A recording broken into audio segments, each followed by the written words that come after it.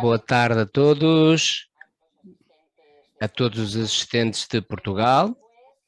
Bem-vindos a este início de curso em formato da Formação Sistema.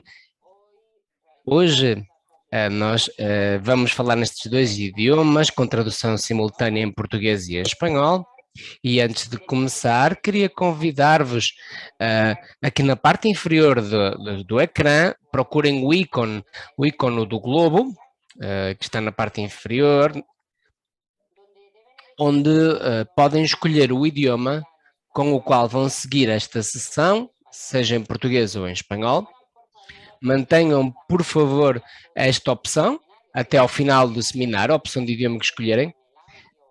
E se houver algum problema com o áudio ou a tradução simultânea, podem indicá-lo através do chat e o nosso responsável técnico, o Ruben, vai indicar a solução. É um prazer para a Fundação Episteme começar a aproximar-nos a Portugal, um país que, como sabem,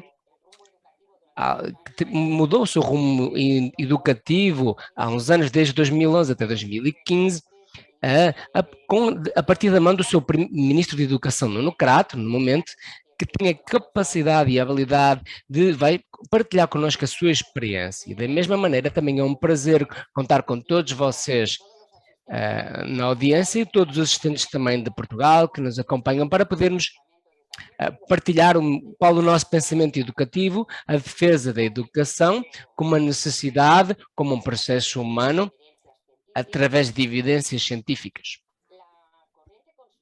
A corrente construtivista, que já vem desde há umas décadas trazer umas confusões educativas, amparando-se na igualdade de oportunidades, mas também descendo o nível de estudantes em muitos países europeus e também norte-americanos, e promovendo mais desigualdade do que nunca. A descida da exigência, a falta de objetivos curriculares,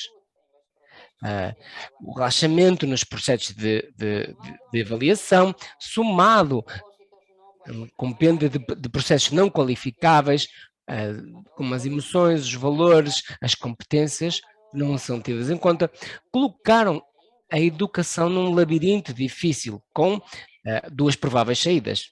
A primeira, com oportunidades para quem puder ter o luxo de estudar num contexto económico, familiar e social favorecido, e a segunda, a que condena à precariedade intelectual e social às pessoas mais desfavorecidas. Para justificar este modelo, entre muitas razões que são usadas pelos pedagogos que fazem assessoria a nível educativo, também se costuma ouvir muita demagogia, que tenta proteger, falando do espaço educativo, quando dizendo que devia estar o mais longe possível das salas de aula. Os conhecimentos adquirem-se com independência da ideologia de qualquer pessoa. A matemática não muda se a pessoa é de esquerda ou de direita. Mas, além disso, os maus resultados costumam ser atribuídos a contextos desfavorecidos, desfavorecimento como a pandemia ou uma crise económica. Vou citar algumas das justificações que se costumam ouvir. Quando o Nuno Crato ocupou o Ministério da Educação, no ano 2011, Portugal, como tantos outros países, talvez se lembram, sofreu uma importante crise económica, mas houve cortes, mas a educação portuguesa melhorou. E isso foi possível porque quem estava à frente da educação conseguiu enfrentar um contexto adverso e conseguir que os seus estudantes conseguissem precisamente ter um sistema com exigência, com disciplinas fundamentais, começando pela leitura e a matemática, e com avaliações em todos os níveis, entre outras medidas. E o resultado é reconhecido por todos, o reconhecimento académico melhorou, o rendimento académico melhorou, substancialmente, e os seus alunos conseguiram os melhores resultados da sua história, nas provas de Teams e de PISA. Então, o Ministro da Educação estará connosco, como nós comentamos, durante os anos de 2011 a 2015. E a partir do ano 2000, que é docente no Instituto Superior de Economia e Gestão da Universidade de Lisboa, foi também pró-reitor da Universidade Técnica de Lisboa, é licenciado em Economia e doutor em Matemática Aplicada e é investigador em modelos de probabilidade e estatística. Passou pelo Instituto Superior de Economia da Universidade dos Açores, do Stevens Institute de Tecnologia, Prémio Europeu da Ciência, dado pela Comissão Europeia. No ano 2008, apresentou trabalhos, recebeu a medalha do Infante, do Henrique. Em 2006 teve a grande cruz da mesma ordem do Infante. No ano 2002, Sousa distinguiu também pela grande cruz da... Não dá para ouvir bem o áudio, para fazer a tradução. Antes de passar a palavra ao Sr. Crato, se me permitem, gostava de dizer que quem desejar fazer perguntas ou qualquer pergunta, qualquer questão, pode enviar a pergunta por escrito através do ícone que tem aqui embaixo de perguntas e respostas, Q&A, na parte inferior do ecrã. E queria também dizer que quem quiser ouvir e conhecer uma pessoa que dia 26 de novembro vai estar em Barcelona como orador inaugural do segundo congresso de docentes especialistas organizado pela OCRA e pela Fundação Sistema, e também falaremos de outros aspectos educativos nesse momento. Mais informações sobre este grande encontro será publicada a partir da próxima segunda-feira através do nosso site e das redes sociais. Também queria dizer uma última coisa, para dizer que amanhã vai ser publicado no nosso site uma entrevista com o nosso convidado desta tarde, Nuno Crato, a quem damos agora as boas-vindas. Boa tarde. Boa tarde, Sr. Crato. Muito boa tarde. Muito boa tarde. Muito obrigado pelo convite e pela oportunidade de estar aqui convosco a discutir estes temas que são tão importantes para nós, que são os temas da educação. E não é especialmente Portugal ou especialmente Espanha, são temas que são importantes para todos os países. A minha apresentação, que devem estar agora a ver, intitula-se Portugal, uma reforma educativa baseada no conhecimento. Está aqui em espanhol, mas nós portugueses também entendemos o título. E gostava de dizer duas ou três coisas sobre esta apresentação. Bem, em primeiro lugar, a Fundação Episteme teve a grande amabilidade de me convidar para pronunciar esta apresentação e também para estar depois em Barcelona discutindo temas relacionados. Ora, aqui eu destaco Teresa Alexandre Soares dos Santos Iniciativa Educação, que é uma fundação ou uma iniciativa de caráter fundacional onde neste momento trabalho. O ISEG, que é a escola a quem eu tanto devo e onde tenho trabalhado durante tantos anos como professor de matemática e estatística. E destaco também o meu código tweet, portanto se alguém quiser seguir-me no Twitter pode seguir através deste código, e a minha página web. Eu aqui destaco, fui Ministro da Educação e Ciência em 2011 e 2015, foi um período curto, mas muito intenso da minha vida, por uma razão simples. Grande parte daquilo que eu vou aqui discutir foi feito nesse período e, portanto, é uma espécie de disclaimer, ou digamos, é uma maneira de vos dizer também que eu fui agente durante este período e quando estiverem a ouvir a minha apresentação, por favor, tenham isso em conta. Ora, eu começo por vos mostrar os resultados dos alunos portugueses no PISA. Como sabem, o PISA é talvez a avaliação internacional comparativa mais importante neste momento no mundo, porque é que abrange mais países, mais estudantes e que tem mais temas que são tratados. Os três temas principais são a matemática, as três áreas principais são a matemática, a leitura e as ciências, e aqui temos a evolução de Portugal nessas áreas ao longo dos anos, desde 2000 até 2015. Só estou a falar de 2015 e aqui temos uma série de informações sobre o que se passou na altura com o nosso país. Ora bem, tenho que vos dar primeiro um enquadramento do que é que foi o nosso país e o que é que tem sido o nosso país. Ora, nós tivemos, até à queda do regime de Salazar Caetano, nós tivemos aquilo que eu aqui designo como tempos autoritários.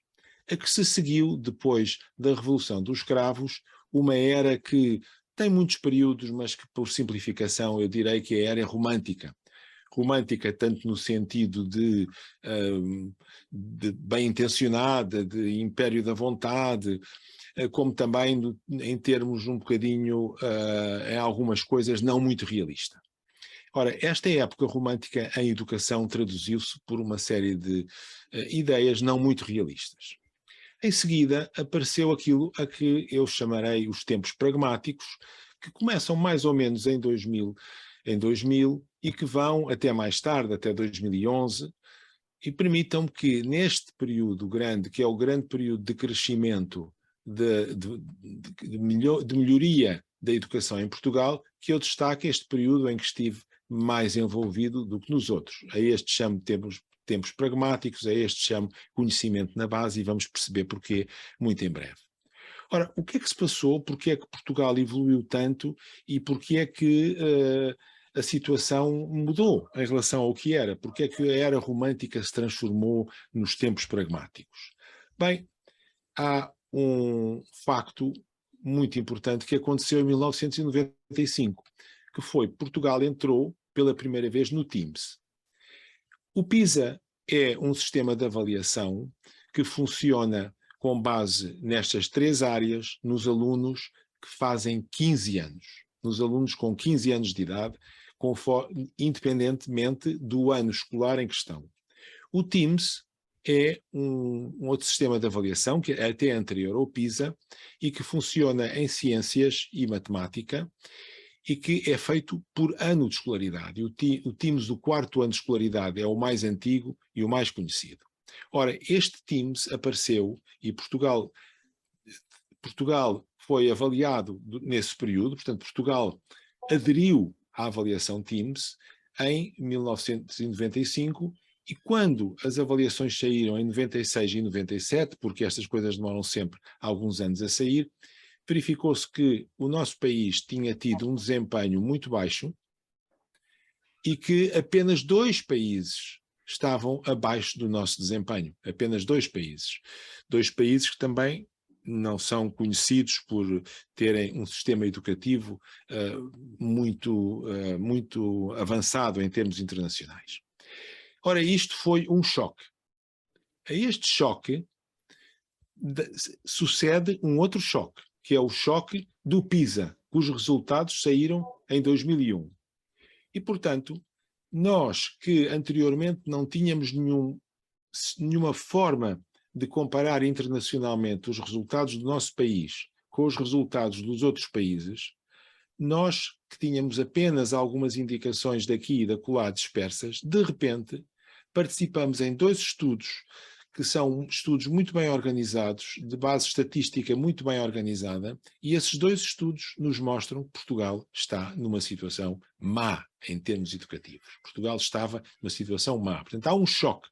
Aquilo que os alemães chamam choque PISA, e que se passou com eles também, foi algo parecido. O que se passou foi, eles pensavam que... Senhor Crato, desculpe um momento. Senhor Crato, sim, por favor. Eu queria dizer que por algum motivo a sua apresentação não está a aparecer no ecrã. Não está a aparecer? Então eu posso retirá-la e depois pô-la outra vez. Muito bem. Eu estou aqui. Vou fazer outra vez.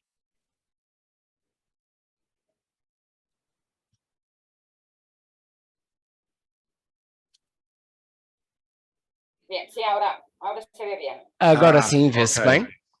Ok, muito obrigado. Não sei. Gracias. Agora vê-se bem. Se ve bien? Muito bem. Muito bem. Então eu vou continuar. Peço desculpa, Sim. naturalmente foi alguma falha minha, mas eu daqui não estava a ver que isso não acontecia. Ora, muito bem. Eu tenho aqui, expliquei que a Fundação Teresa e Alexandre Soares dos Santos, em que eu trabalho neste momento, a minha escola, o ISEG, e expliquei os diversos tópicos que estão aqui, ou digamos as diversas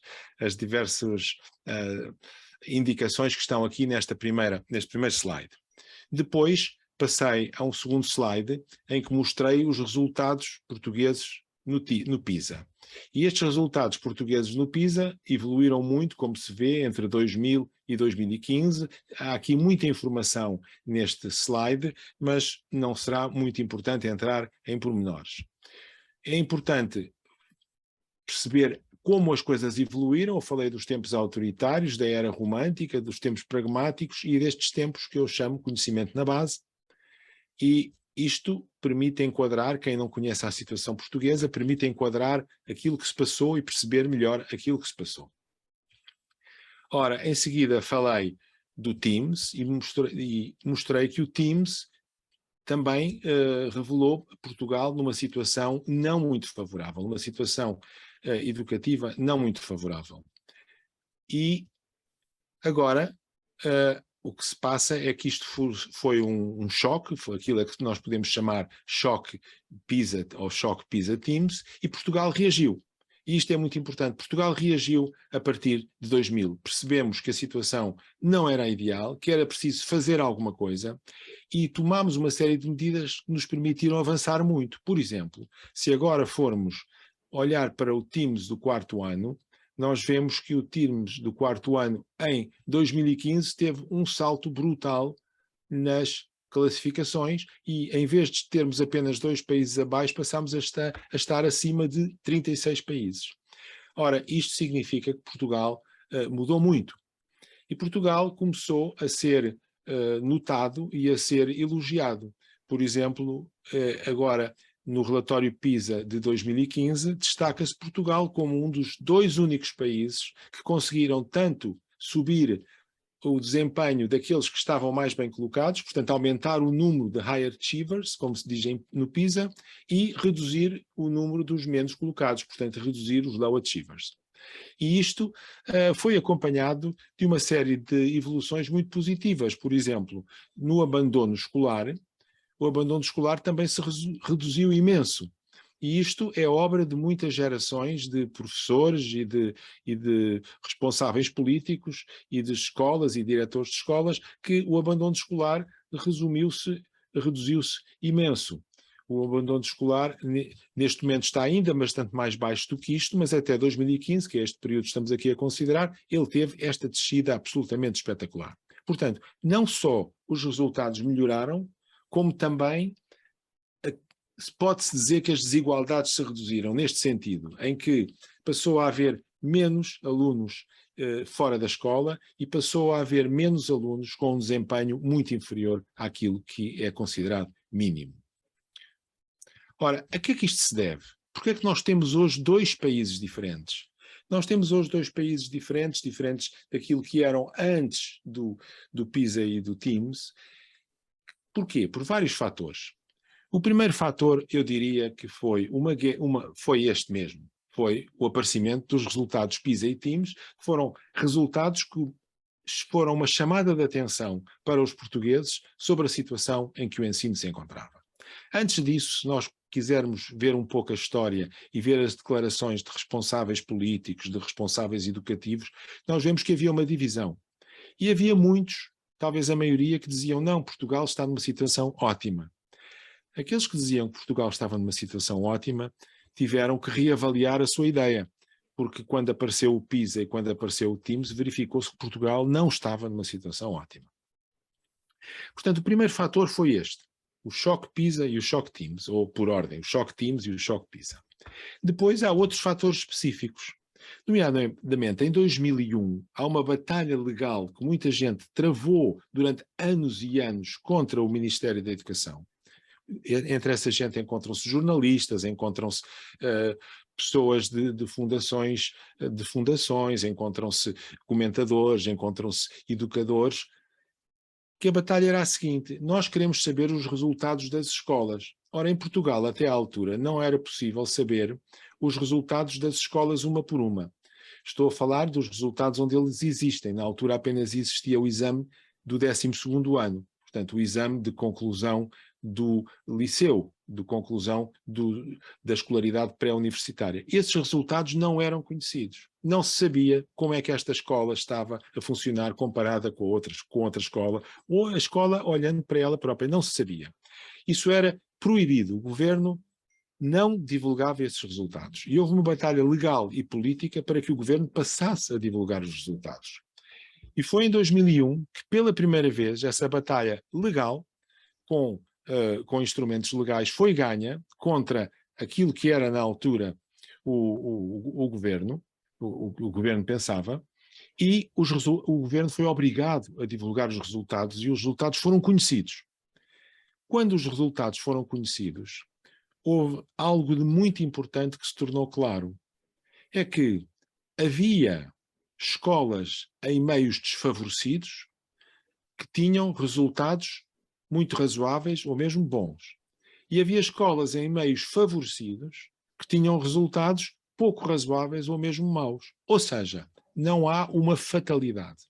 Não é por se ter nascido rico e de se ter uma família culta e uma família que dá atenção à escola que necessariamente se obtêm bons resultados. Nem necessariamente aqueles que têm menores condições de partida vão ter maus resultados na escola. Portanto, isto tornou-se muito claro com a divulgação dos resultados das escolas. Ou seja, a escola tem um papel para os estudantes. E esse papel pode reverter essa espécie de condenação pelo facto de alguém não ter nascido com os meios que outros nasceram. Isto é extremamente importante. E isto criou, por parte de professores, de alunos, de pais, um grande interesse por seguir o que se passava na educação. Isto mudou muito as coisas. É o primeiro fator de atenção aos resultados, que, como eu depois irei defender, é a questão central para o progresso da situação em Portugal. Atenção aos resultados. Em 2005 dá-se uma outra mudança importante. A escolaridade obrigatória, que na altura acabava no 9º ano de escolaridade, não tinha qualquer exame de conclusão. Portanto, não se sabia de maneira independente, só se sabia através daquilo que cada escola por si fazia de avaliação dos seus alunos. Não se sabia de maneira externa e independente o que é que se passava com os alunos dessa escola. O que é que tinham aprendido, o que é que não tinham aprendido. Quando aparece finalmente o exame do 9º ano, esse exame vem despertar a atenção para os resultados dos alunos. Ora, eu julgo que com isto se percebe um pouco esta classificação que eu aqui fiz da era romântica, que é uma era em que, enfim, as coisas acabarão por se desenvolver porque todos queremos, porque todos somos bons, para tempos pragmáticos, em que se dá atenção aos resultados e se introduzem exames para avaliar os jovens, o trabalho dos jovens. Ao introduzir exames para avaliar o trabalho dos jovens, não só se passa a dar atenção aos resultados, como se passa a ter um estímulo para a melhoria desses resultados. Mais tarde, foi introduzida a avaliação estandardizada no 4º e 6º ano de escolaridades, que são os anos onde nós temos mudança de ciclo. Isto precisa de ser entendido pelo seguinte: as mudanças de ciclo nos jovens portugueses fazem-se no 4º ano de escolaridade, no 6º ano, no 9º ano e depois na conclusão do secundário no 12º. Portanto, há aqui marcos de ciclo, que é o marco do 4º ano, do 6º, do 9º e do 12º. Se me disserem estes ciclos estão bem organizados, em vez de ser 4º, 6º e 9º, deveria ser 6º e 9º só, eu diria sim, muito provavelmente. Mas é assim que funcionam. E é nestas mudanças de ciclo que a maior parte dos estudantes muda de escola. É aqui que há as grandes mudanças de escola.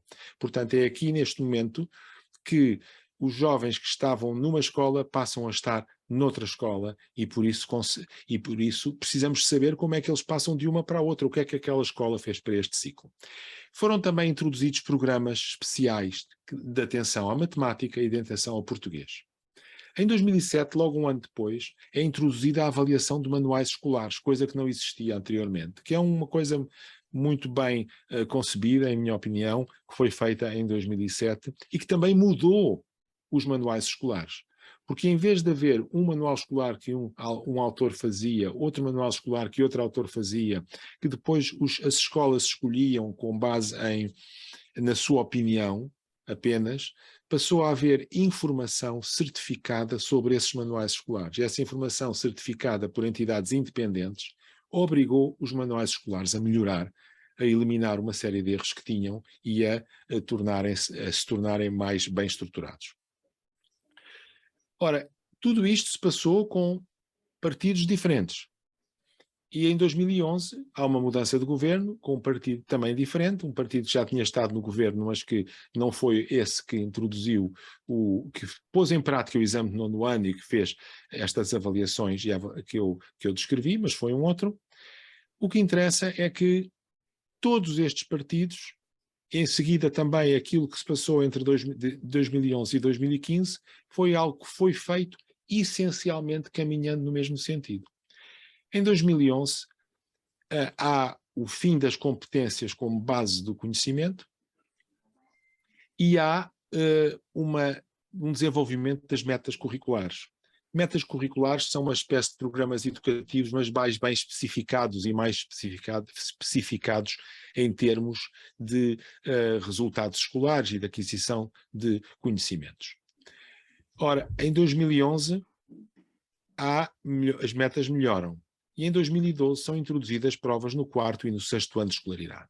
Como eu dizia, passaram vários governos, aliás, vê-se aqui os governos que passaram, 1, 2, 3, ou os ministros que estiveram aqui, não é? Portanto, vê-se 1, 2, 3, 4, 5, 6 ministros que estiveram durante estes períodos, de partidos diferentes, mas todos eles trabalharam no mesmo sentido, que é o sentido de dar atenção aos resultados escolares, dar atenção aos resultados escolares, dar atenção àquilo que de facto os alunos conhecem. Este tema das competências e do conhecimento na base é um tema que eu vou discutir um pouco mais à frente, melhor. Mas o que isto quer dizer essencialmente é que deixou de se falar em questões gerais, mas passar-se a falar em questões de conhecimento claras, questões que estão a ver com o que é que os alunos sabem e o que é que os alunos não sabem. Muito bem, isto foi o que se passou até 2015. Agora, eu sou obrigado a dizer que isto não continuou. E o que aconteceu depois foi algo bastante diferente. E isso podemos ver neste gráfico já, porque em 2016, quando aparecem de novo as competências e quando de novo se critica o currículo baseado no conhecimento, há uma quebra de resultados no PISA. Esta quebra de resultados no PISA, em 2018, 2015 para 2018, poderia ter sido relativamente ocasional. Eu acho que não foi ocasional. Ela deve-se a um clima diferente que foi estabelecido e um clima que deixou de ter atenção ao conhecimento e passou a dar, sobretudo, atenção, de novo, às competências e a questões vagas, não a questões muito claras e muito específicas. Portanto, a atenção aos resultados, nomeadamente a atenção aos resultados de conhecimento, que vários partidos fizeram entre 2001 e 2015, essa atenção aos resultados esfaiu-se. Ora, talvez ainda mais claro seja ver o que se passa no Teams. E se nós olharmos para o Teams, nós vemos que em 2011 reintroduziu-se o Teams, portanto o Teams tinha tido resultados horríveis e depois tinha tido resultados tão maus que o governo decidiu acabar com o Teams, porque os resultados eram tão maus para Portugal e enfim, era uma vergonha nacional, e o governo decidiu acabar com o Teams, em vez de fazer aquilo que deveria ter feito, a meu entender, que era continuar com o Teams e melhorar a educação. Mas em 2011 foi por um outro partido, pelo Partido Socialista. O Partido Socialista reintroduziu o Teams. E quando reintroduziu o Teams, verificou-se que estávamos numa situação muito melhor. Em 2015, o Teams atingiu os nossos melhores resultados de sempre. E em 2019 baixou para valores inferiores aos valores de 2011. Ora, porquê que eu acho que isto é muito importante? É porque isto é praticamente aquilo que os economistas chamam uma experiência natural. Economistas e sociólogos chamam uma experiência natural. Quando, em vez de fazer uma experiência que não se pode fazer com a sociedade, as situações mudam, especialmente numa certa medida, e se consegue ver qual foi a influência dessa medida nos resultados. E o que se passou foi que entre 2011 e 2015 era muito claro o que se estava a fazer. O que se estava a fazer era atenção aos resultados, ambição no currículo, avaliação no fim de ciclo. Os alunos que entraram no primeiro ano em 2011 foram aqueles que sabiam que iam entrar numa escola exigente, e aqueles que a meio sabiam que iam ter uma avaliação no fim e souberam qual era o tipo de avaliação que iam ter, que era uma avaliação mais rigorosa, mais tarde, em 2012 ou 2013. Ou seja, eram alunos que entraram, alunos, pais e professores, entraram neste ciclo com a ideia de exigência e foram avaliados no fim deste ciclo e os resultados foram muito razoáveis. Os alunos que entraram em 2015 e que foram avaliados em 2019 são os alunos que entraram no primeiro ano de escolaridade em 2015 e que em 2019 foram avaliados, mas entraram num regime completamente diferente. Um regime em que tinham acabado os exames, tinha acabado a avaliação de fim de ciclo, estava a ser desacreditado pelos próprios responsáveis governamentais, estava a ser desacreditado o currículo e as metas, e estava a ser dito que o currículo não era tão importante assim, que os objetivos curriculares não eram tão importantes assim, que se estava a exagerar naquilo que se exigia aos estudantes e que a avaliação ia ser feita pelas próprias escolas e não por uma avaliação externa. Portanto, é muito claro que os alunos que entraram em 2015 souberam desde o princípio, no primeiro ano de escolaridade, alunos, pais, escolas, professores, souberam em 2015 o que se iria passar em seguida. Os alunos que entraram em 2011 souberam o que se ia passar em seguida. E o resultado é que em 2011 estes alunos subiram e em 2015 para 2019 estes alunos desceram. Isto é ainda mais importante se compararmos com a Finlândia. Deixem-me fazer um pequeno parênteses. A Finlândia habitualmente é vista como o grande sucesso educativo europeu. Ora, na realidade, a Finlândia tem vindo a decair desde 2006, ano após ano após ano. E a Finlândia tem vindo a decair, com pena de todos, naturalmente, porque todos nós gostaríamos que todos os países funcionassem bem em termos de educação. A Finlândia tem vindo a decair desde o momento em que começou a introduzir um maior romantismo no ensino, em que começou a ter mais competências vagas e começou a acabar ou a desacreditar a ideia das disciplinas fundamentais. Bem, mas de qualquer maneira, mesmo estando a decair desde 2006, a Finlândia continua a ser um dos melhores países europeus em termos de resultados educativos. E é por isso muito significativo comparar Portugal com a Finlândia.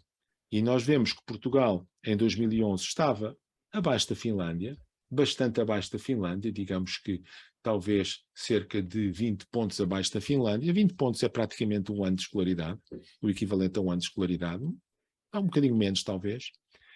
Portanto, Finlândia, os alunos do quarto ano de escolaridade da Finlândia era como se estivessem um ano à frente dos portugueses, ou seja, como se, e nós já tínhamos melhorado muito, como se em 2011 os alunos do quarto ano tivessem feito mais um ano, estivessem no quinto, e estivéssemos a comparar alunos do quinto ano com alunos do quarto ano, ou seja, estavam um ano mais à frente, essencialmente em termos de resultados escolares. Mas, em 2015, passaram para trás de Portugal. Eu acho isto extremamente significativo, porque claro que isto não é uma competição entre países, mas é significativo que um país como Portugal tenha conseguido, em certa fase da sua história educativa, passar acima da Finlândia, considerado um dos melhores países europeus. E, de facto, a Finlândia continua a ser hoje um dos 2 ou 3 melhores países europeus. O melhor é a Estónia. E é para a Estónia que devemos olhar, não para a Finlândia. Bem, mas Portugal passou à frente da Finlândia. Claro que a Finlândia continua a decair. Mas a Finlândia continua a decair e em 2019 a Finlândia estava acima de Portugal. Portanto, mais uma vez, isto é extremamente significativo, que é 2011 a 2015 um programa claro e exigente, nós subimos. 2015 a 2019 menos atenção ao currículo, nós descemos. Mas descemos significativamente, descemos para baixo daquilo em que estávamos em 2011. Portanto, há aqui uma década e meia de progressos educativos que também vimos no PISA e que de repente, infelizmente, são quebrados. São quebrados porque aquilo que todos os partidos, todos os ministros, toda a gente queria, de alguma forma, alinhando-se, com grandes divergências entre eles, mas alinhando-se nesta ideia fundamental de dar atenção aos resultados, isso quebrou-se, infelizmente. Agora, mais uma vez, devemos olhar não só para as médias, como também para as diferenças. Aquilo que se passa nas diferenças de alunos que estão melhor para os alunos que estão pior. E para isso também é extremamente significativo olhar para o que se passou no Teams nestes 3 anos. Ora, este gráfico precisa de um pouco de explicação. Aqui o que temos nesta linha é a percentagem de high performers. Portanto, a percentagem dos alunos muito bem colocados em termos da avaliação do PISA, do Teams, ou seja, no nível 4, está aqui explicado. E o que temos aqui é a percentagem de low performers, ou seja, daqueles alunos que não conseguem atingir aquilo que é considerado um limite mínimo de avaliação. Ora, o que se passou também foi claro, é que não só a média melhorou, como também melhorou a distribuição entre 2011 e 2015. Ou seja, entre 2011 e 2015, o número de high performers aumentou e o número de low performers diminuiu. Portanto, a exigência ajudou a diminuir o número daqueles que estavam num nível inferior. Entre 2015 e 2019, o número de high performers diminuiu e o número de low performers sofreu um aumento tremendo. Portanto, isto significa que nós estávamos pelos cerca de 20% de alunos, que é mais ou menos a média europeia, 20% de alunos a não conseguir atingir os níveis mínimos, e que, a partir de 2015, esse número de 20% passa para 26%. Portanto, mais de um quarto dos alunos portugueses nesta altura não estavam a atingir os níveis mínimos. Mas porquê? Se a reforma que tinha sido feita de eliminar a maior exigência era feita em nome dos mais desfavorecidos? Precisamente por isso, porque os mais desfavorecidos precisam de uma escola exigente. Ora, estes são os números do Teams e vemos como as coisas evoluíram e, de facto, evoluíram muito bem até 2015, desde 2001, enfim, mas há um grande salto, é difícil comparar, até 2015, evoluíram bem tanto no aumento dos high performers como na diminuição dos low performers e como evoluíram negativamente a partir daí, diminuindo o número de high performers e aumentando o número de low performers. Mas vamos ver o que se passa com o PISA. E em PISA, nas 3 áreas, isto são os dados que existem neste momento, temos aqui estes anos, são os anos em que existe esta divisão, e em que eu consegui, eu não ia fazer a divisão por mim, portanto, em que eu consegui seguir os dados do PISA, em que nós vemos mais ou menos o que se passou também. Ciências, high performance, vão aumentando até 2015, diminuem a partir de 2015. Low performers aumentam, depois diminuem e depois aumentam de novo em 2018. Portanto, duplamente negativo a ciência. Matemática, high performers vão aumentando e mais ou menos estabilizam. Não, aumentam também ligeiramente. Low performers aumentam, diminuem. Portanto, em matemática as coisas não são tão graves. Em leitura, não se esqueçam que PISA, estamos a falar dos alunos de 15 anos de escolaridade no fim do 3º ciclo do ensino obrigatório.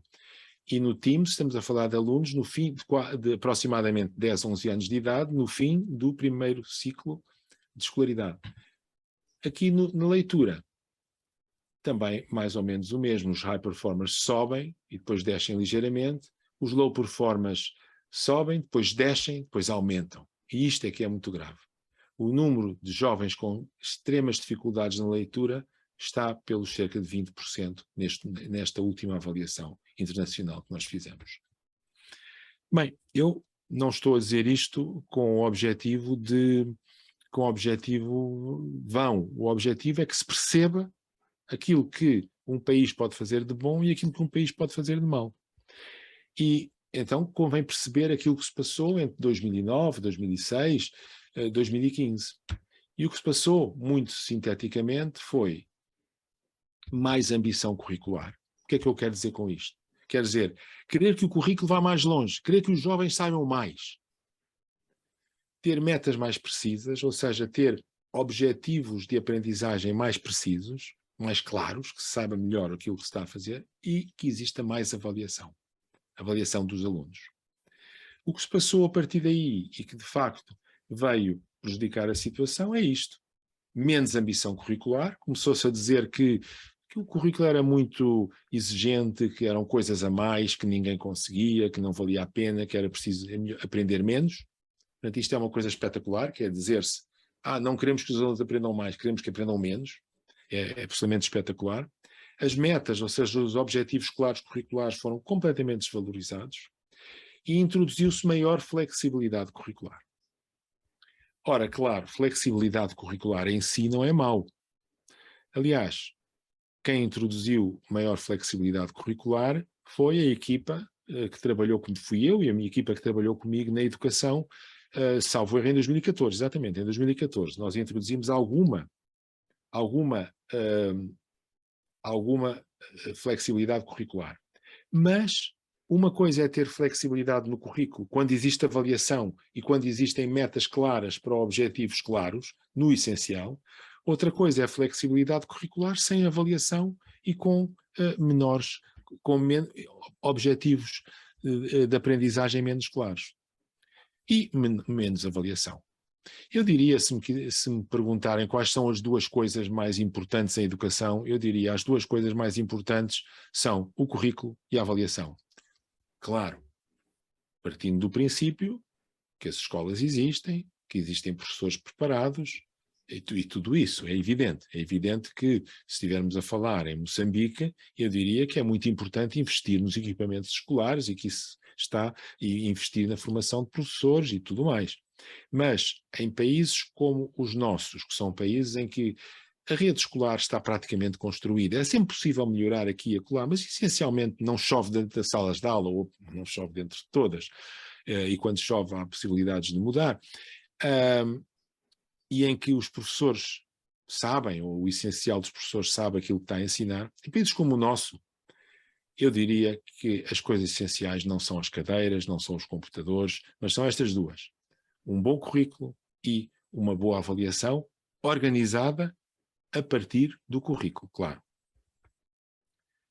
Bem, já falei disto, porque muitas vezes diz-se que há uma dicotomia entre o rigor e a equidade, e diz-se que ser-se muito ambicioso vai prejudicar aqueles que têm menores posses, e já vimos isso, mas vamos ver mais de perto. Já vimos isso atrás com aquelas duas tabelas do PISA e do TIMSS, mas vamos ver mais de perto alguns exemplos. Por exemplo, nós verificamos que, como dizia o TIMSS, como dizia o PISA, o relatório do PISA, entre 2006 e 2015, Portugal foi um dos países que não só conseguiu aumentar o número de top performers, como diminuir o número de low performers. E é isso que se vê aqui.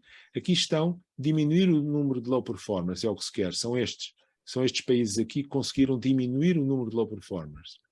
Aqui está aqueles que aumentaram o share of top performers. Os países que conseguiram as duas coisas ao mesmo tempo foram estes. Bem, Colômbia está ali não significativo, Catar é um caso especial, Macau também não é exatamente um país, é uma região, e uma região muito rica, Portugal. Aparece aqui Portugal. Isto é um motivo de grande orgulho para nós, um motivo de grande orgulho, porque nós, de facto, fomos destacados aqui como sendo um dos poucos países que conseguiu fazer estar naquele quadrante, que é o quadrante ideal, que é o quadrante daqueles que melhoram os do topo, melhoram e reduzem o número de que estão sem atingir os mínimos. O abandono escolar também agora diminuiu mais, mas o abandono escolar diminuiu imensamente.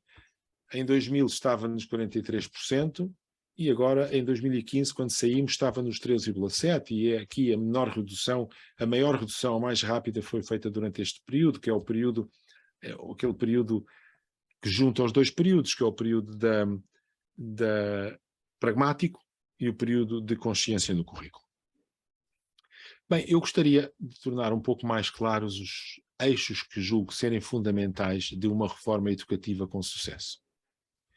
Eu diria que, em primeiro lugar, temos de olhar para o currículo.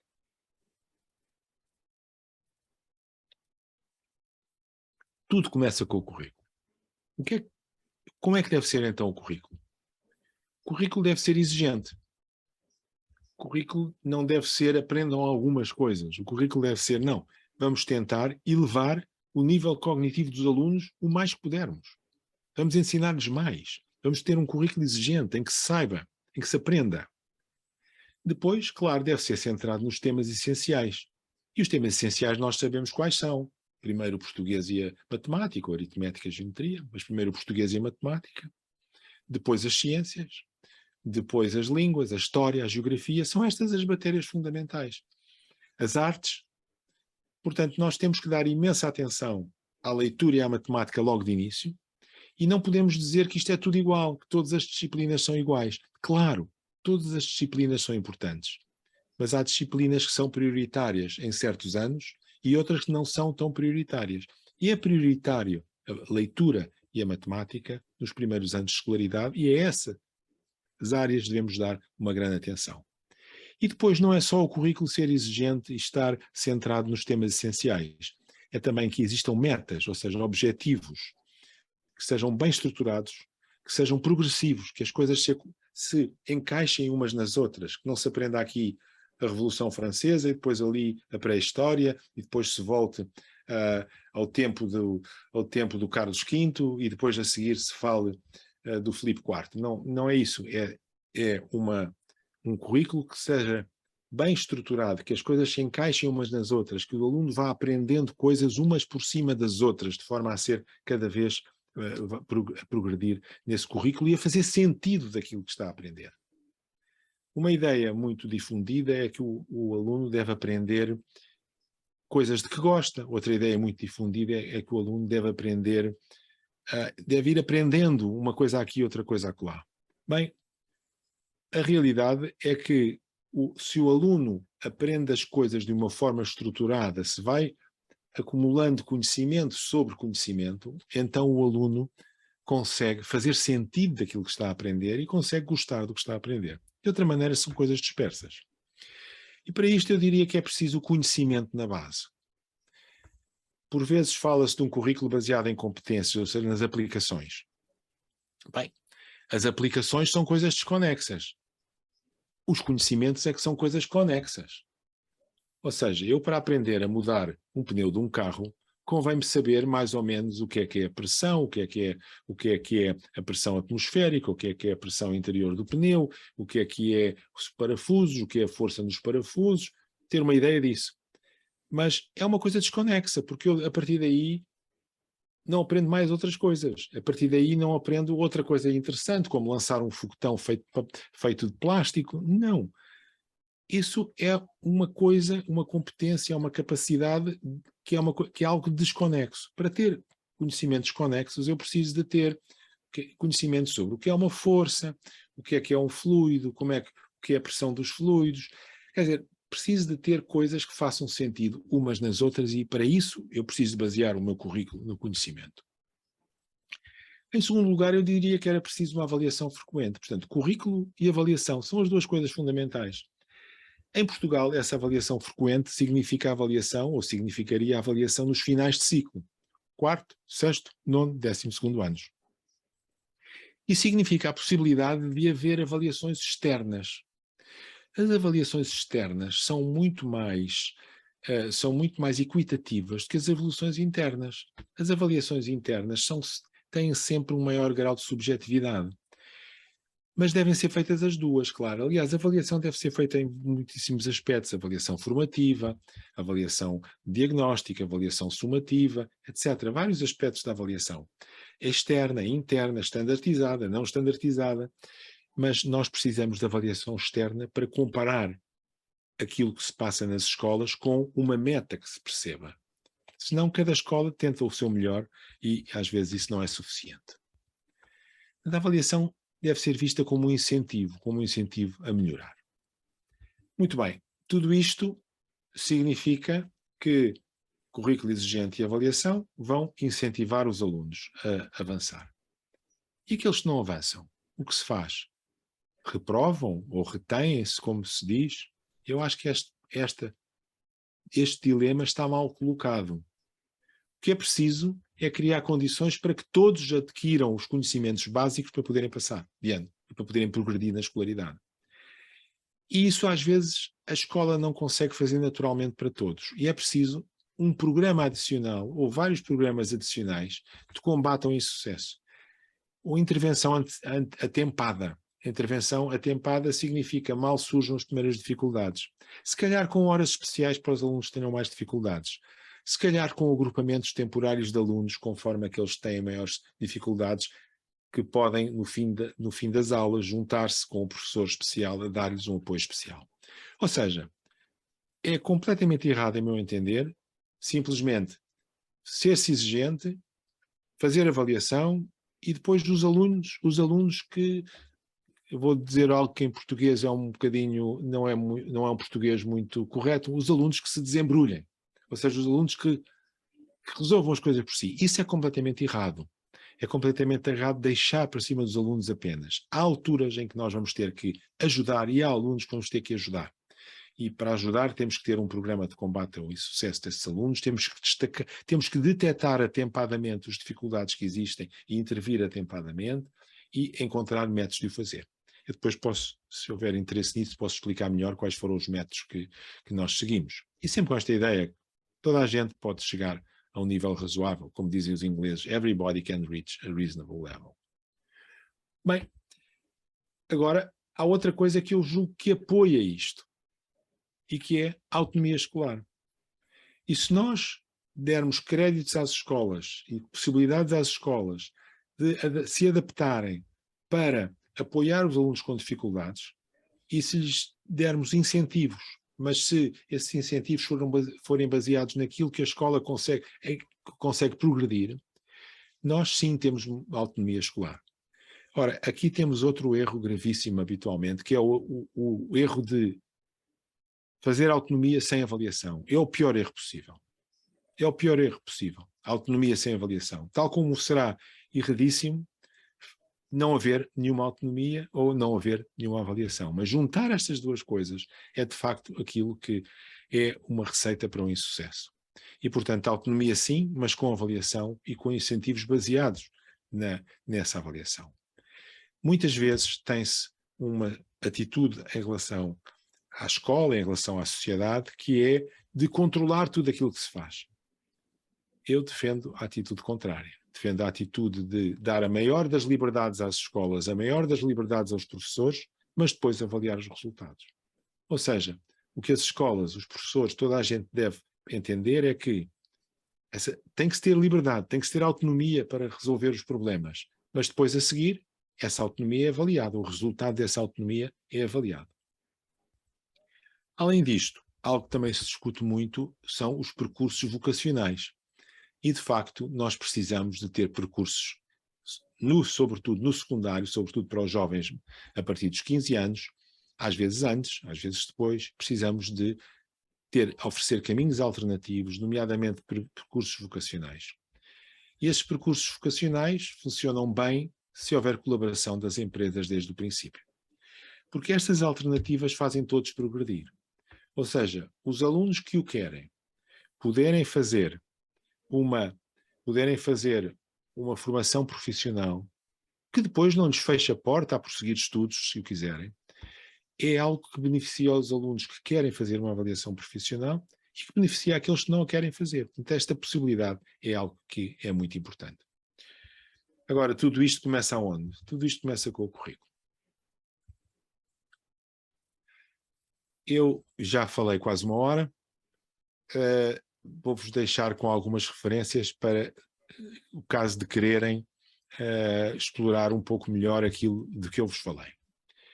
Eu tenho 2 artigos, infelizmente estão escritos em inglês, mas este primeiro artigo está traduzido para espanhol. Este artigo está traduzido para espanhol.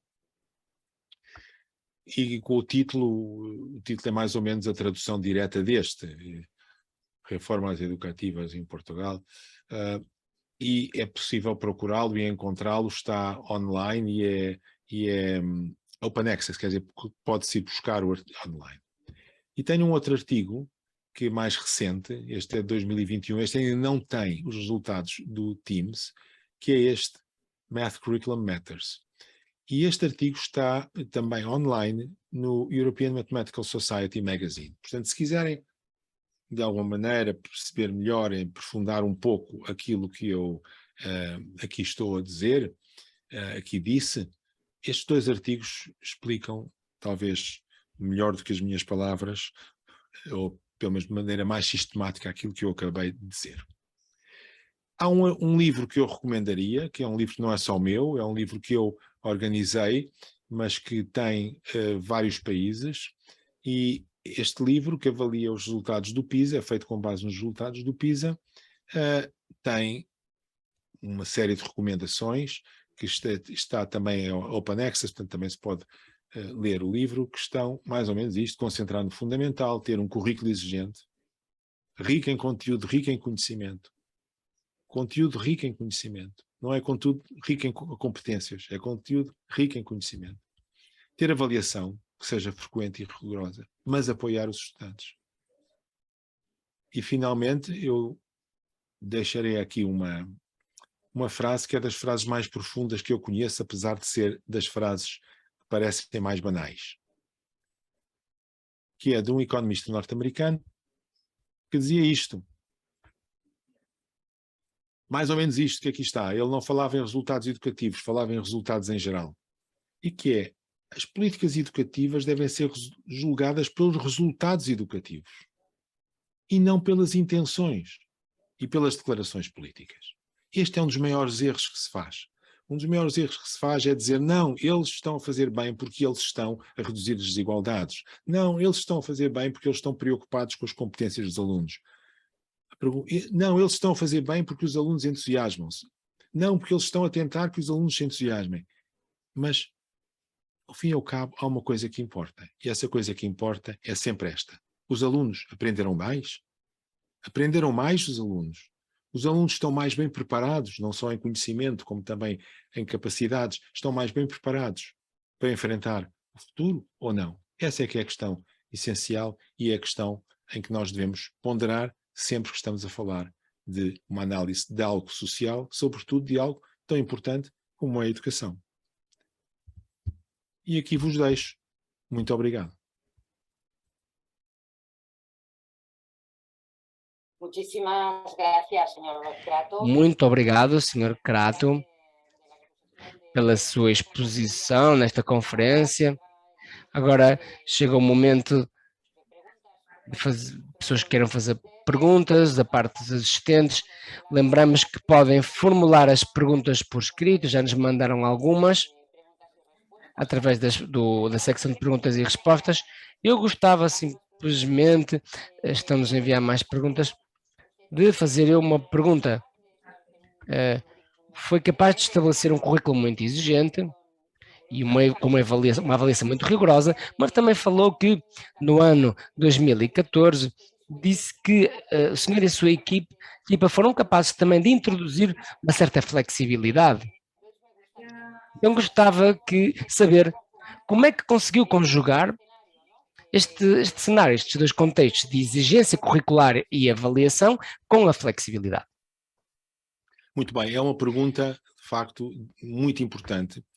E eu devo ser completamente honesto na resposta, porque nós não tivemos tempo de avaliar o resultado daquilo que lançamos. Portanto, não tivemos tempo. Foi lançado em 2014, nós estivemos no governo até 2015 e depois tudo mudou. Portanto, eu não posso dizer exatamente, não posso fazer-vos uma avaliação daquilo que foi feito, não consigo. Mas posso dizer-vos aquilo que estava nas nossas intenções, ou seja, posso dizer-vos como é que concebemos o programa. O que não é o mesmo que dizer como é que o programa funcionou, mas como é que foi concebido. O programa foi concebido com duas notas importantes. Primeira, que a flexibilidade curricular não incidia sobre os conteúdos essenciais. Primeira nota importante. Segunda nota, que os conteúdos essenciais iam ser avaliados no fim para todos os alunos de todas as escolas. Ou seja, talvez dando um exemplo de história.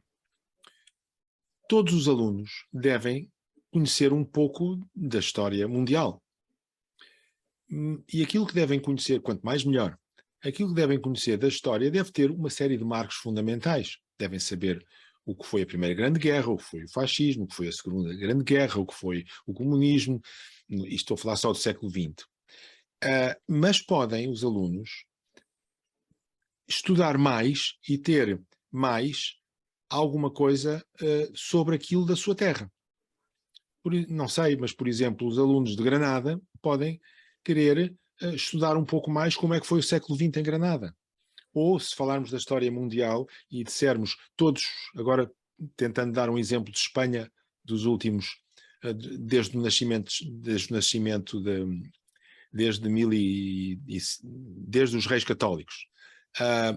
Todos os alunos devem saber o que é que foi Granada, o que é que significou a queda de Granada, o que é que foi a Reconquista, o que foi a expulsão dos judeus. Todos os alunos devem saber essas coisas fundamentais. Mas aqueles que vivem em Granada, se calhar podem e devem ter a flexibilidade curricular para ter algumas aulas mais, pode ser mais um mês de aulas, especificamente sobre Granada, porque é a sua terra e é aquilo que eles estão a ver e vão perceber melhor a história de toda a Espanha se atentarem mais em Granada. Ou seja, as duas notas são estas, os conhecimentos essenciais mantêm-se e há flexibilidade em relação aos outros. Portanto, não é uma flexibilidade total em relação ao que quer que seja. Nenhuma escola podia dizer, os nossos alunos vão estudar as somas, mas não vão estudar as multiplicações. Não, isto está fora de hipótese, nem pensar. Seria um disparate total. Portanto, há currículo essencial e há depois flexibilidade noutras coisas.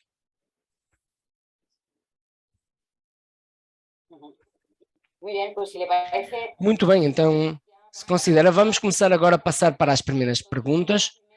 António Rimeno pergunta se acha que é possível uma descida dos resultados de Portugal nas provas PISA de 2022, que se conhecerão em dezembro de 2023, e se este resultado fará com que se estabeleçam as avaliações na final da etapa em Portugal.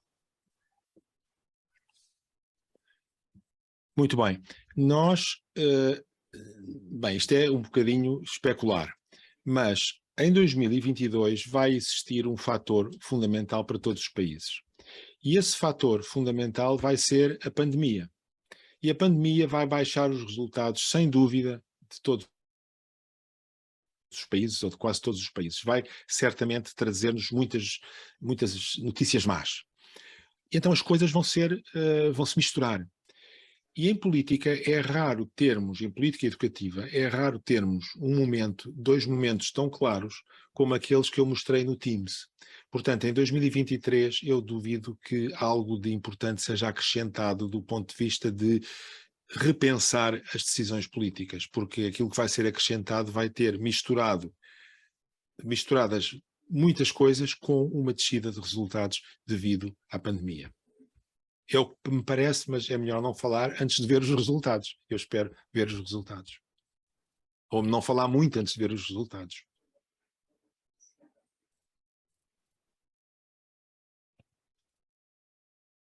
Isabel Martínez pergunta se poderia explicar... A Isabel tem uma pergunta sobre se podia explicar um pouco mais sobre o que entende por um bom currículo. Se pode dar algum exemplo mais concreto dos conteúdos de currículos e da forma de avaliação. Muito bem. Eu julgo que o currículo tem um conjunto de um bom currículo tem um conjunto de características que eu ali descrevi de forma qualitativa, mas que julgo que se entendem. A primeira é ser ambicioso, ou seja, nós devemos estabelecer o currículo pensando em ensinar mais aos alunos, tentar que os alunos aprendam mais. O aprender mais não significa meter mais coisas na cabeça, significa entender, assimilar mais coisas.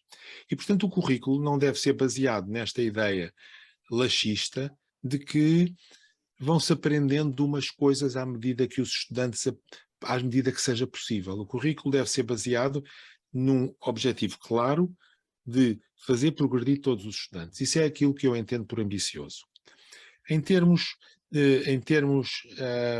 de estrutura, o currículo deve ser estruturado. O que é que isto quer dizer? Quer dizer que o currículo deve ser muito bem concebido, de forma a que umas coisas sejam baseadas nas outras. Em matemática, por exemplo, isso é muito claro.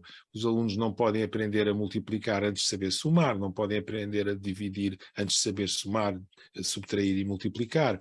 Os alunos não podem aprender o que são sólidos antes de ter estudado um pouco o que são polígonos. Quer dizer, há coisas... Bem, este talvez, embora não seja recomendado. Ou seja, há muitas matérias que podem ser dadas de forma desconexa e que podem ser dadas de forma conexa, em que as coisas se constroem uma em cima da outra, quase como que em camadas. Aprende-se isto, depois aprende-se aquilo, e isto é a estruturação do currículo. Ora, isto é possível fazer se o currículo for baseado no conhecimento. Não é possível fazer se o currículo for baseado em competências.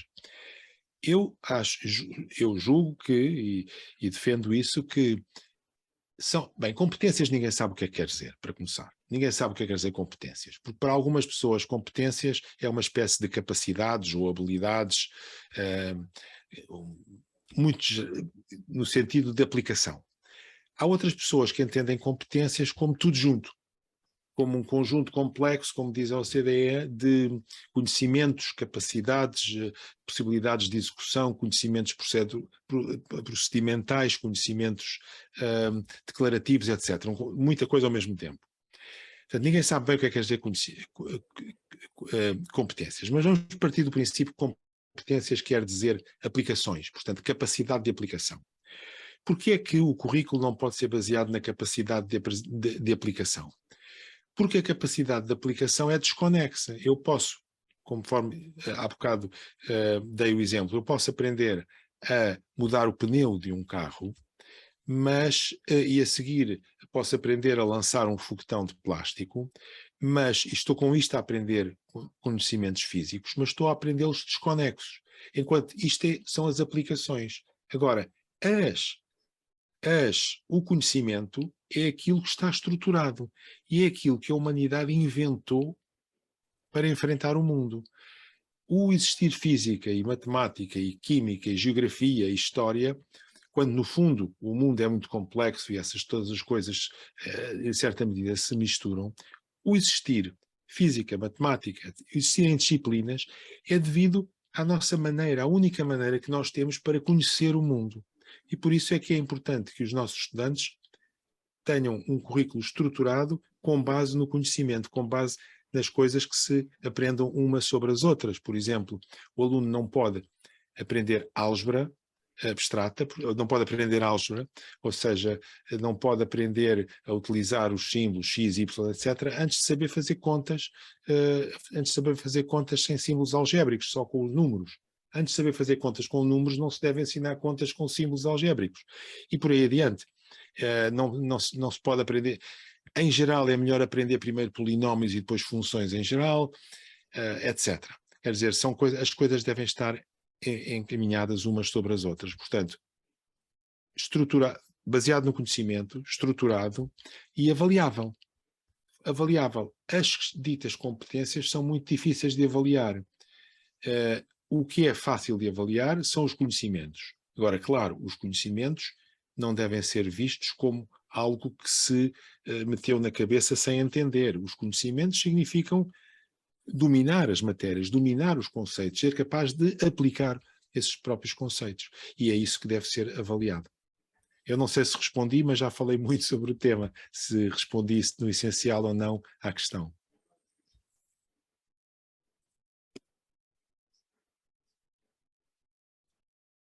Pues pasamos a la siguiente, si le parece. Passamos então à próxima pergunta, Bueno, dice, el éxito de Portugal hasta... que diz que o sucesso de Portugal até 2015 atribui ao currículo e à avaliação. E a pergunta é: que importância dá à formação dos professores como especialistas? Muito bem, é uma excelente pergunta, porque de facto nós conseguimos o que conseguimos, nós estou a dizer o país, graças aos professores. Porque, felizmente, nós, no século XX, já tínhamos um conjunto de professores com grande capacidade, com grande conhecimento das matérias que lecionavam e com grande experiência pedagógica. Portanto, nós, no século XX, entramos no século XX já com um corpo docente, portanto, com um conjunto de professores que dominavam, que era um conjunto de grande qualidade. E por isso, foi por isso que tudo isto se conseguiu, porque senão teria sido muito mais difícil ou mesmo impossível. Agora, que importância darei à formação de professores? Eu diria que o essencial para um professor é saber aquilo que vai ensinar. Ou seja, não se pode ser professor de História sem saber muito bem História. E saber muito bem História significa saber muito mais do que aquilo que se ensina. Esta é a primeira condição. A segunda condição é que o professor tenha capacidade de transmitir os seus conhecimentos e o transmitir, eu estou a falar, não é só falar, é que os alunos apreendam esses conhecimentos. E para isso é necessária uma capacidade pedagógica. A capacidade pedagógica, com certeza, também se aprende, também em grande parte pode ser intuitiva, mas também se aprende. Eu julgo que há aqui dois erros que acontecem sistematicamente, que são um deles, acontece menos, mas acontece muito, é pensar que basta saber a matéria para saber ensinar. Não, com certeza, saber a matéria é a parte essencial, é o pressuposto para se poder ensinar. Mas depois é preciso uma dedicação e uma capacidade pedagógica que também se treina. E, portanto, o treino dos professores deve ter, em primeiro lugar, um conhecimento aprofundado da sua matéria. Em segundo lugar, uma capacidade pedagógica, que é algo que também se aprende, também deve ser aprendido de forma explícita. Mas o grande erro, segundo grande erro, é pensar, eu agora já me perdi um pouco no raciocínio, mas o primeiro erro, há dois erros. Um erro é pensar que se pode ensinar sem se conhecer a matéria. Esse é o primeiro erro. O segundo erro é o erro que se pode ensinar conhecendo a matéria, mas não tendo atenção nenhuma aos métodos pedagógicos, não tendo atenção nenhuma aos alunos. São as duas coisas que precisam de ser feitas. Habitualmente, em muitas escolas e em muitos países, o que acontece é que os professores são mais treinados no ensino do que propriamente na matéria que deveriam dominar. Mas também não são propriamente treinados no ensino, são mais treinados em filosofia da educação, em sociologia da educação, em teoria da educação, e não tanto em termos mais didáticos, em termos de serem treinados para conseguirem transmitir os conhecimentos. Resposta muito longa, mas espero que tenha ido ao essencial.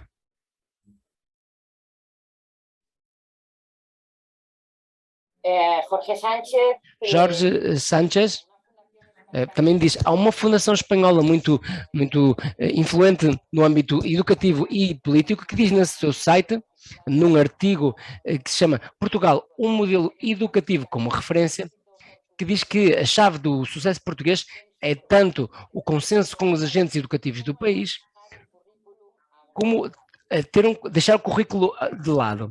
E penso que esta é a interpretação.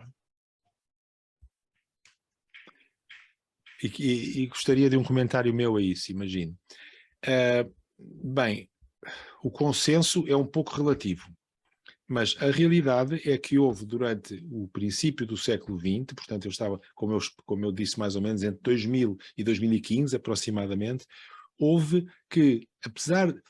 foi um momento, ou foi um período em que, apesar de haver divergências, e às vezes muito agudas, essas divergências, no essencial, todos os dirigentes políticos na educação deram atenção aos resultados e deram atenção à melhoria dos resultados. Portanto, há de facto algum consenso e alguma estabilidade mas não, o fator fundamental não é o fator político, é o fator aplicado, prático, naquilo que se refere à educação, não tanto na ideologia política das pessoas, que passaram pessoas de ideologias políticas completamente diferentes pela educação. O segundo fator de que deixou de lado o currículo, eu acho que é exatamente o contrário. Portugal deu atenção ao currículo e subiu enquanto deu atenção ao currículo.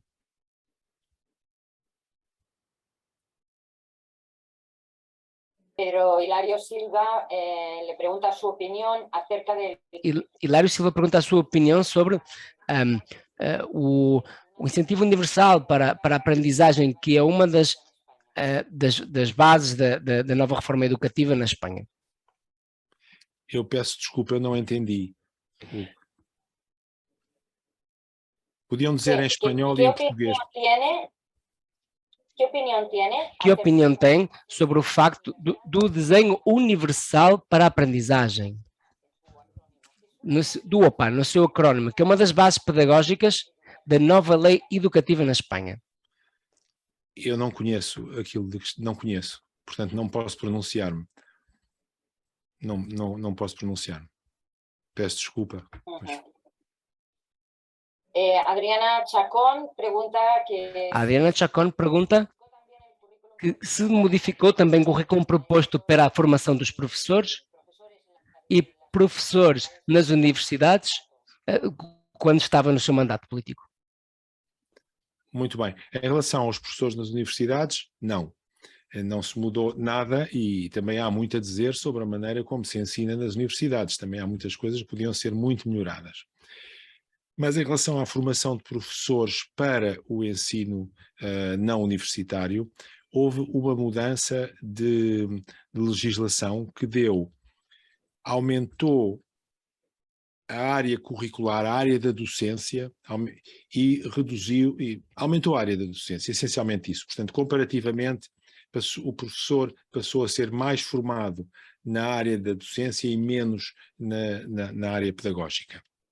E quando na área pedagógica, destacando a didática específica da disciplina para o ensino.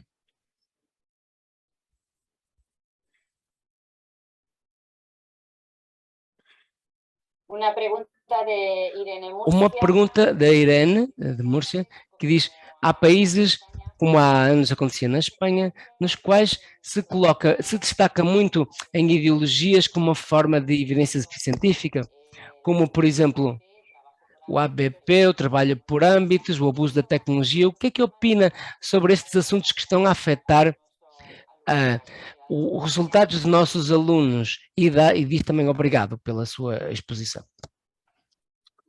Muito obrigado. É verdade, não é só Espanha, não é só Portugal, todos os países do mundo, praticamente, todos os países que eu conheço, dão muita atenção àquilo que se pode chamar mitos educativos. São coisas que se difundem e que não têm nenhuma base científica, nem nenhuma base de experiência. Eu não diria que a educação deve ser uma ciência, mas a educação deve ser informada pela ciência. A educação tem muitos aspectos humanos e tem muitos aspectos até afetivos, mas deve ser informada pela ciência. Ora, há muitos países digamos, há muitos setores que difundem uma série de coisas que não têm nada a ver, não têm fundamento científico nenhum e mais, muitas vezes estão criticadas pela ciência moderna. Por exemplo, vou-vos dar 2 exemplos. Um exemplo é os chamados estilos de aprendizagem.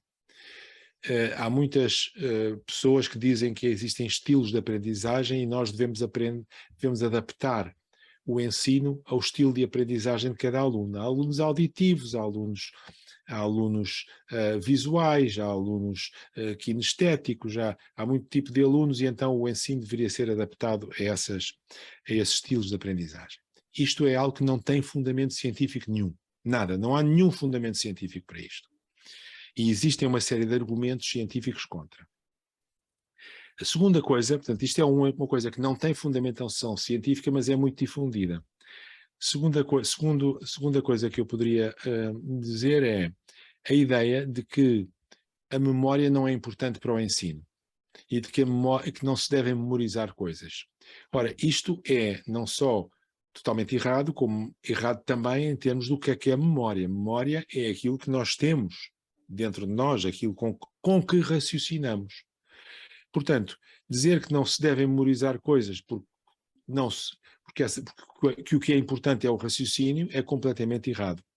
Mas isto é muito ideológico, mas não só isto é ideológico e não só isto não tem fundamentação científica, como pelo contrário, aqui neste caso sim, existem um conjunto de investigações científicas, um conjunto muito vago, que desmontam por completo esta ideia, a ideia de que a memória não é importante. Pelo contrário, a memória é muito importante para raciocinar. Portanto, estas coisas estão por todo lado e continuam a existir, infelizmente.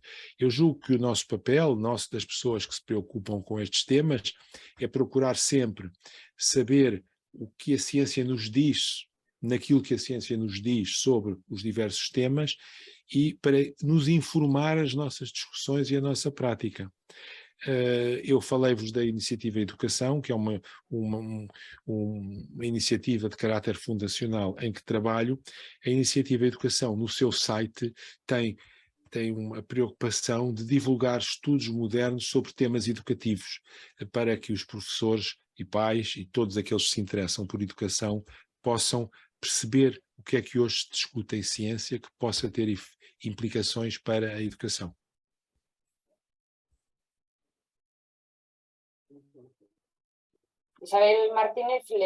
Isabel Martínez gostava de saber o que é que opina sobre potenciar a competitividade dentro da escola.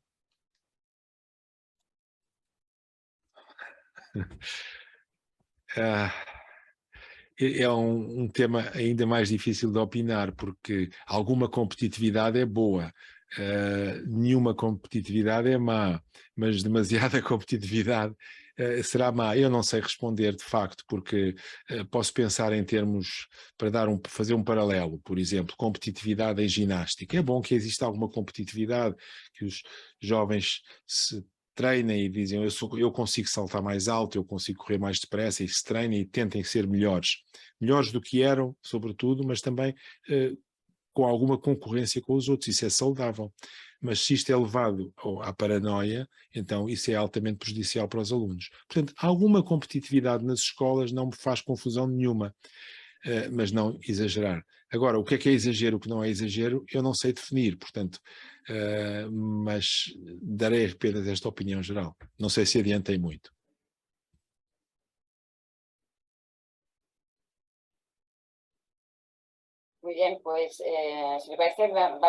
Muito bem. Vamos então para a última pergunta, por motivos de tempo, e é da Daniela Pellegrini. Ela é mãe de 2 filhos da escola primária e escola secundária e diz que é difícil ver como eles aprendem na escola, aprendem disciplinas soltas, pouco estruturadas, sem uma lógica aparente, e a pergunta se um dos motivos é a rádio, o facto de o número de alunos que há na sala de aula e se isto tem a ver com uma educação mais exigente. Eu não sei se percebi bem a pergunta, mas o tema é muito importante. A educação desconexa tem a ver... A educação desconexa... Bom, esta mãe tem 2 crianças e ela Sim. vê que eles aprendem lições pouco estruturadas e sem lógica. Quando lhes perguntam o que é que vocês aprenderam na escola, ela não acaba de ver uma coerência nos conteúdos e pergunta se o facto, o número de alunos que há na sala de aula faz com que não haja uma educação tão exigente, ou não ajuda a que haja uma educação tão exigente. São 2 perguntas separadas, de facto. Se eu percebi bem, são 2 perguntas separadas. Eu vou começar pelo número de alunos na sala de aula. Eu não sei que número de alunos estão nas salas de aula em Espanha, mas por muito que isso surpreenda as pessoas, não é uma questão essencial. Quer dizer, para a melhoria dos resultados escolares, o número de alunos na sala não é uma questão essencial. Isso tem sido visto em vários países, muitos estudos não conseguem detectar uma influência decisiva do número de alunos na qualidade da aprendizagem. Mas, enfim, este é um tema. Agora, outro tema que a senhora perguntou é um tema que eu acho que é muito importante. Se os pais não conseguem seguir aquilo que se passa na sala de aula, algo vai mal. Uma das vantagens de um currículo nacional bem estruturado é que ele se traduz em manuais escolares bem estruturados e em que os pais sabem o que é que os alunos estão a aprender e podem, a partir daí, ajudar os seus filhos.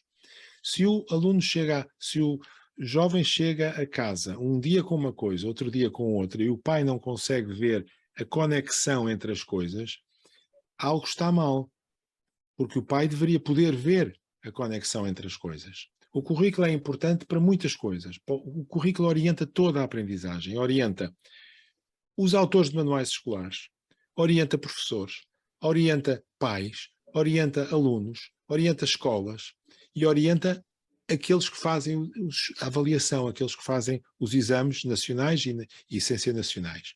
Ou seja, com o currículo estruturado, deverá ser possível ter manuais escolares que mostrem essa mesma estrutura e os pais devem poder acompanhar aquilo que os filhos fazem na escola. Eu diria que é um péssimo sinal os pais verem apenas atividades desconexas dos filhos. Eu recomendaria que, se for, que não sei, quer dizer, mas recomendaria alguma atenção a esse problema. E agora penso que sim, que respondi à pergunta. Muito obrigado. Pues muchísimas gracias a usted, Obrigado, señor Crato. Muito obrigado a si, Sr. Crato, pela sua explicação, pela sua amabilidade e nas respostas também a estas perguntas, que ficaram muitas por responder pela falta de tempo, mas vamos tentar conectar-nos com as pessoas que nos fizeram as perguntas para ver se é possível obter a resposta.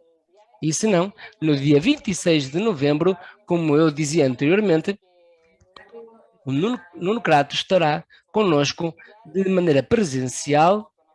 Vamos poder conhecê-lo presencialmente e ouvi-lo numa sala de aula.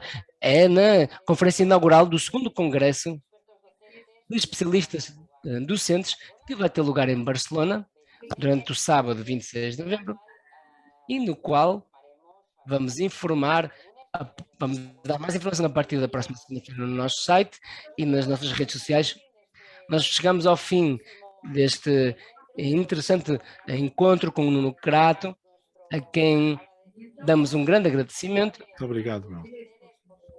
E igualmente a todos vocês pela vossa atenção e a vossa participação, e queremos lembrar que amanhã vamos publicar uma entrevista no nosso site com o Nuno Crato, no qual vamos abordar algumas das questões que mencionamos hoje, durante esta tarde, e também outras que podem ser interessantes para vocês, e que também queria dizer que é também como um último encontro que temos no dia 19 de outubro, que vamos ter nessa data, para a publicação de um livro completamente transversal que acaba de ser publicado com vários autores e de várias ideologias políticas.